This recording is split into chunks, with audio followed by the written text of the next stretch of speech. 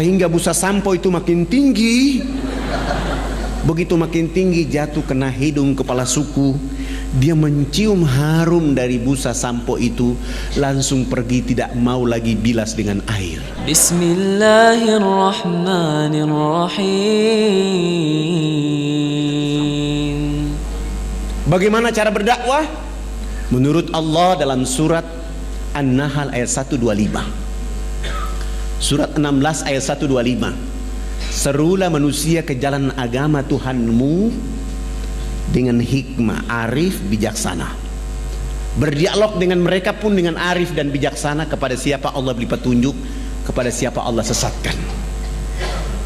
Saya mentadaburi ayat ini dengan menggunakan sabun mandi. Minggu kedua hari pertama, saya mulai mengajak kepala suku besarnya, kami bawa dia ke sungai. Begitu sampai ke sungai, saya bilang, Bapak ikut kami loncat masuk ke dalam sungai.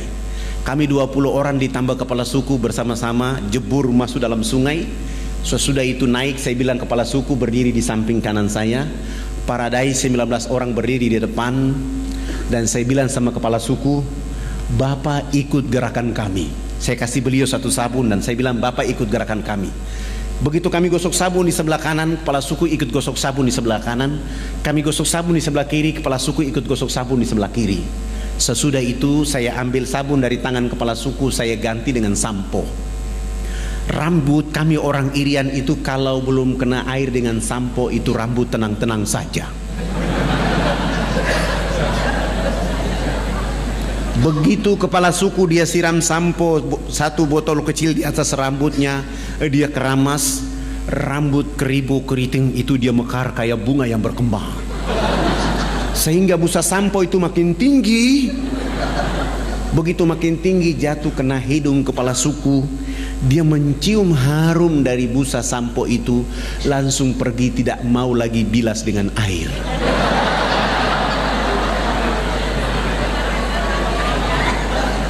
Begitu dia jalan, Paradai mengatakan, Bapak kepala suku, harus disiram dengan air.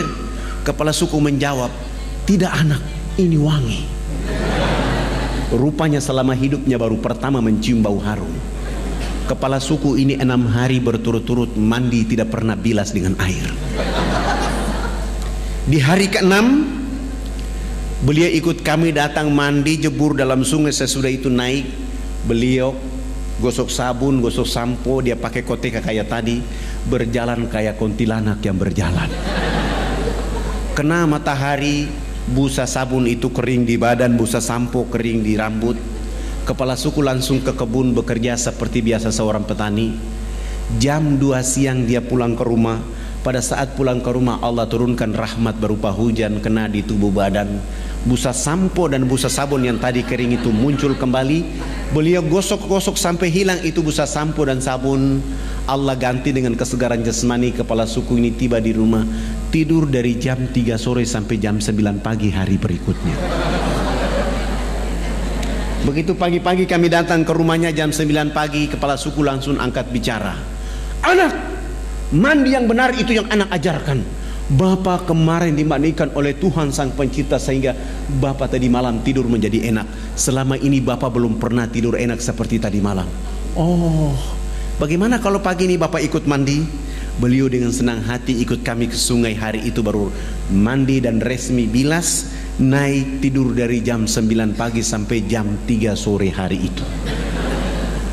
Begitu dia bangun tidur, di sana ada kecerdasan, di sana ada pencerahan. Dia mulai kampanye kepada 28 titik adat beliau. Besok pagi yang berkumpul di lapangan dekat sungai itu sebanyak 3.712 orang. Laki, perempuan, tua, muda, besar, kecil untuk mengikuti materi mandi menggunakan sabun mandi yang kami bawa dari Jayapura. Begitu kami ajar dari jam 8 pagi sampai masuk waktu jam 12 siang belum tuntas karena orang saking banyak.